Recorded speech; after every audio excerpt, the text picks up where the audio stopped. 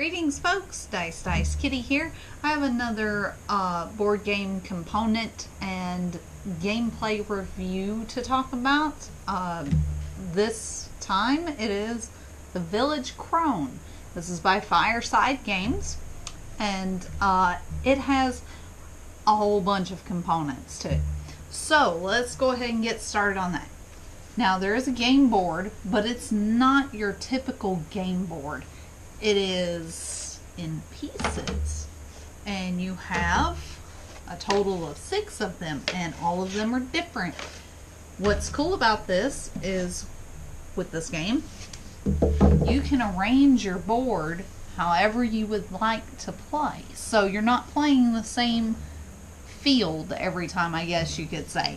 So if you wanted the tithe barn and the farm clear across the map from each other, you could do that. And they give you some examples in the rule book of various ways that you can arrange the board. So you don't always have to do a 3x2 perfect square. You can arrange it like this, these different ways. Now that is really cool and really thoughtful. I haven't played it other than just how it shows to set it up in the rule book, but the other ways look fun and look challenging. So that's really cool. You don't ever have to worry about breaks or tears because you're not folding this all the time. They are all their own individual little pieces, and they're all glued down by themselves. I think this is probably a really good idea for boards, to be honest. Alright, so after that, we've got the witches' spell books, and they're all different on the front. On the inside, they're all the same. All of them have an order of play. They have your ingredients and your spells and incantations, and then reminders off to the side. And how these set up, very simple. You just fold that forward, unfold that, voila. Love it. They don't fall over. This is a really good design for a screen. I like it because I don't ever have to worry about this falling backward, falling forward. Good idea. Alright, so each witch has her own familiar and her own name, and they're all different. So like there's the blue one in their own color. There's the red one who has spiders. The black one has cats. The brown one has bats.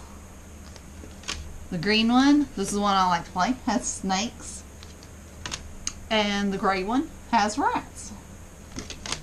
So each witch is different as far as how she looks and what she uses for familiars. They all have different names, but the backs are all identical. So it really doesn't matter which one you play. It just comes down to what color or what familiar you like.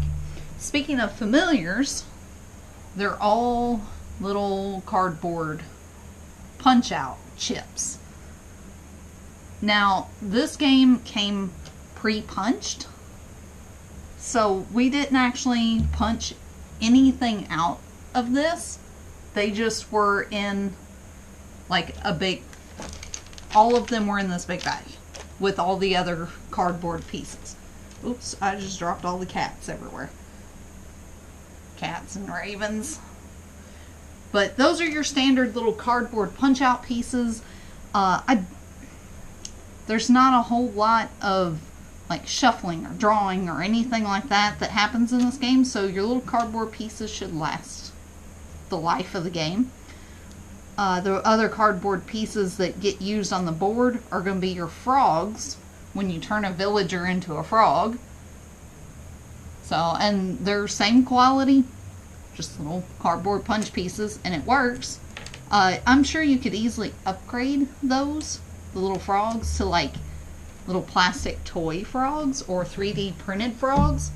Oh, I'd love to see some 3D printed familiars. If anybody out there is watching this that likes to 3D print stuff, do them in all the colors, like black cats, blue ravens, red spiders, brown bats, gray rats, green snakes. That'd be kind of cool.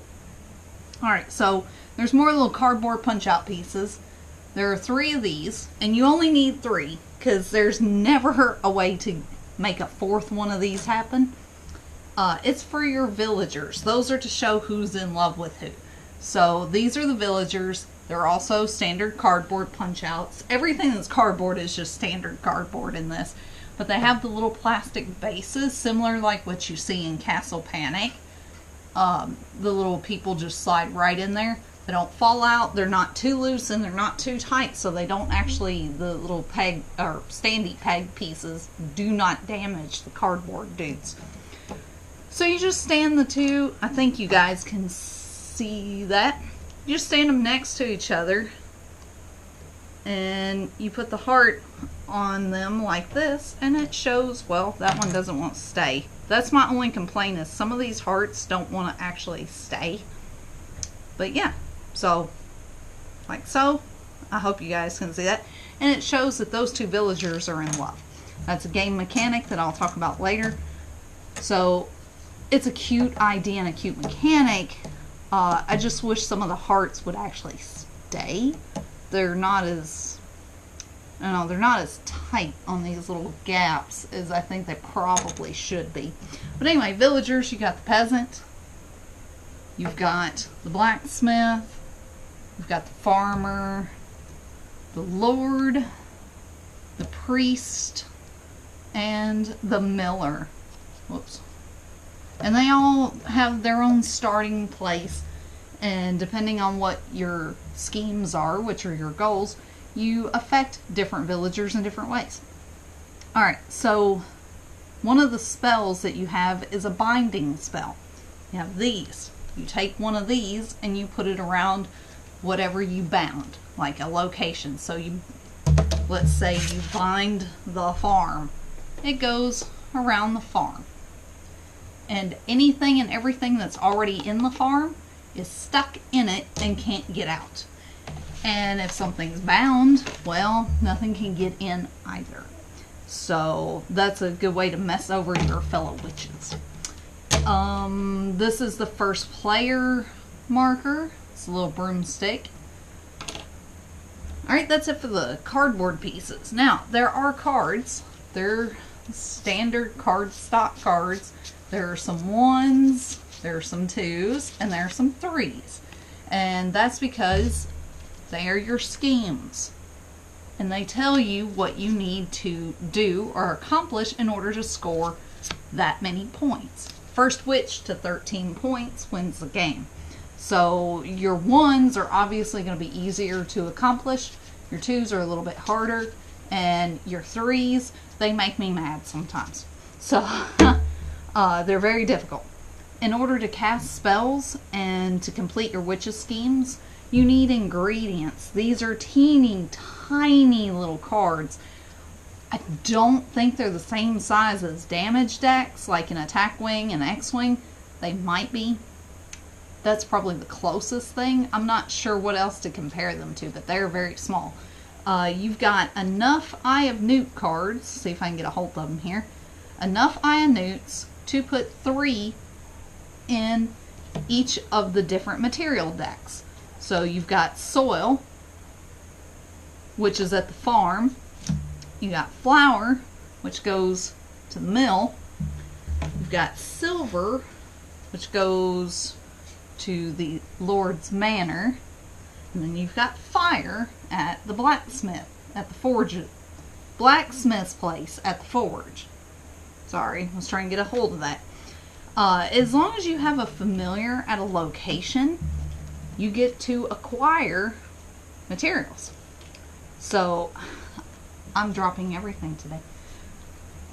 You need your materials, your ingredients, to cast various spells. And you want to cast spells to complete your schemes. So depending on what they are, so for example, embarrass the priest. It's worth 3 points. You have to get the priest and blacksmith to the mill.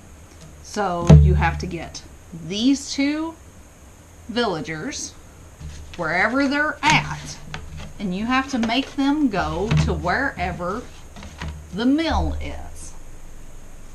And after you do, you summon the priest to the tithe barn after that, And once you've completed this scheme, you show everybody what it is, and you turn face down and you go, hey, look, I got 3 points. And you always keep your points visible so everybody knows where everyone is on points.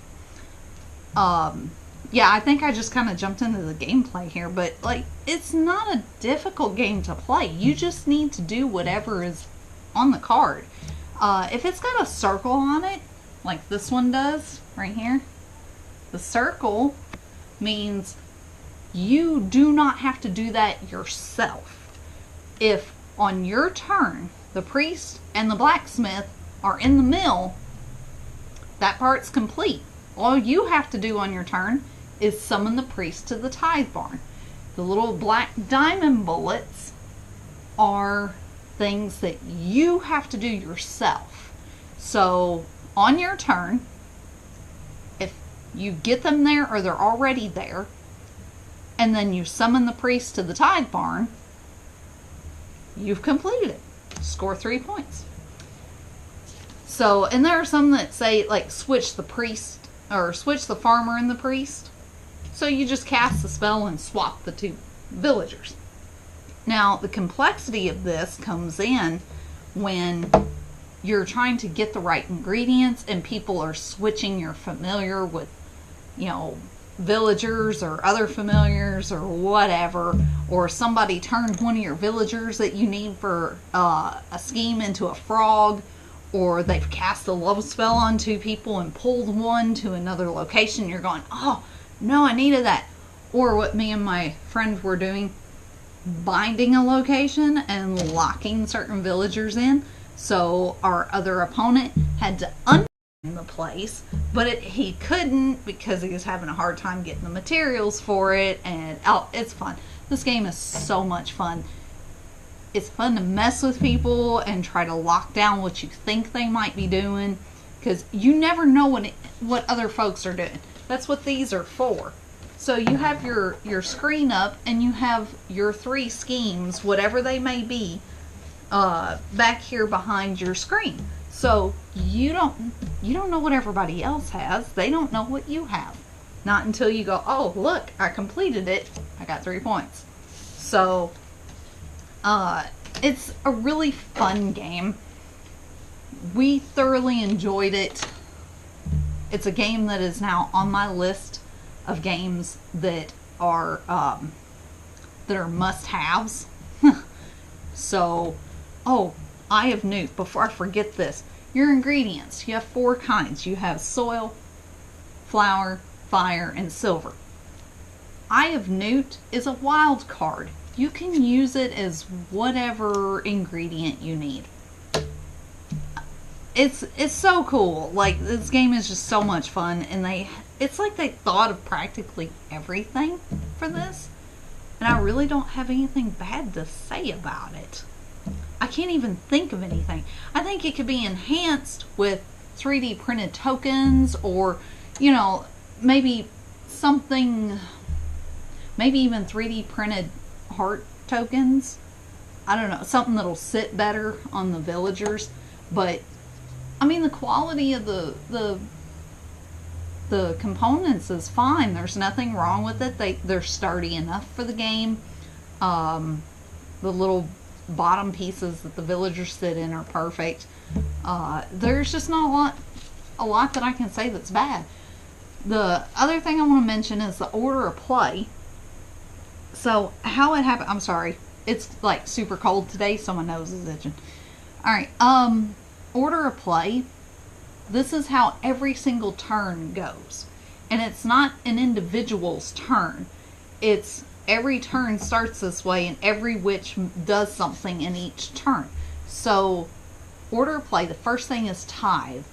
If you don't have a familiar sitting in the tithe barn, then you have to give up one of your ingredients that you have stashed, and you put it in the tithe barn. Alright, so after all the witches tithe, you then move and cast spells. So starting with the first player, whoever has the little broom, they can move and cast spells in any order. So you have 6 spaces that you can move. You can move a familiar, you can move a villager. Sorry, I forgot what they're called. You can move one or the other. You can move both. You can move a villager 2 spaces and move a familiar 4. You don't even have to move all 6.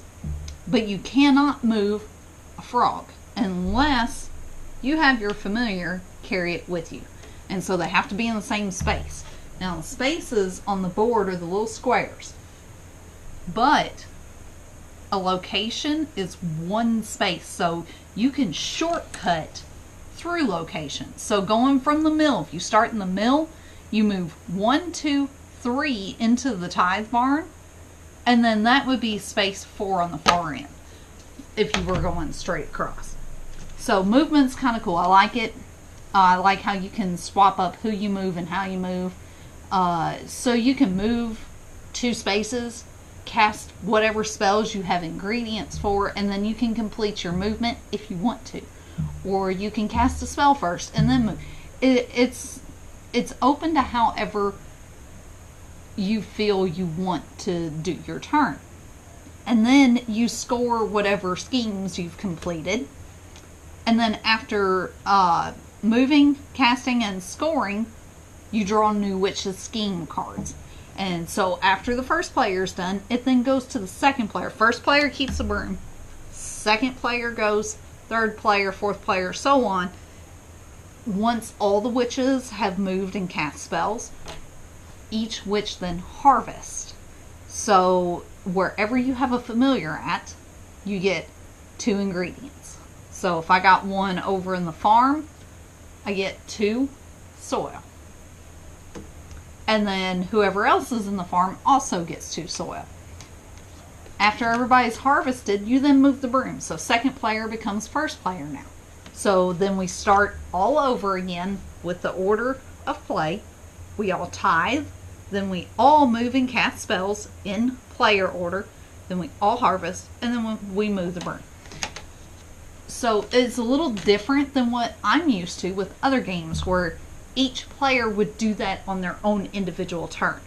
I like this, and it works really well for this game. So 2 thumbs up for both components and gameplay. Good job, Fireside Games. Y'all are one of my favorites, and you know it. This game is great. As far as I know, everyone who's played it enjoys it. So be looking for the article that has links to Fireside and hopefully to their Village Crone page on their site, as well as the Board Game Geek link for Village Crone. So be looking for that and check out what my players said about the game. Well, that's all I've got for this week, and we'll see you guys next week. Board out, game on.